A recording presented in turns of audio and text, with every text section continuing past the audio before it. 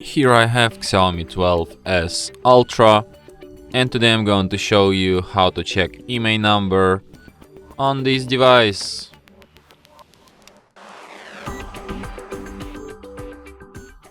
So to do this, firstly you have to open phone application, then on this dial pad enter the secret code, which is *#06#, and here you can see your IMEI 1 and also IMEI 2.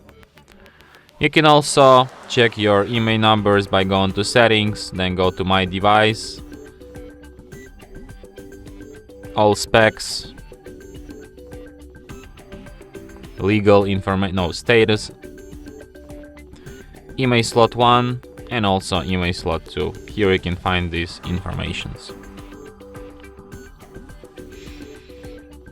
And that's it. Thanks for watching.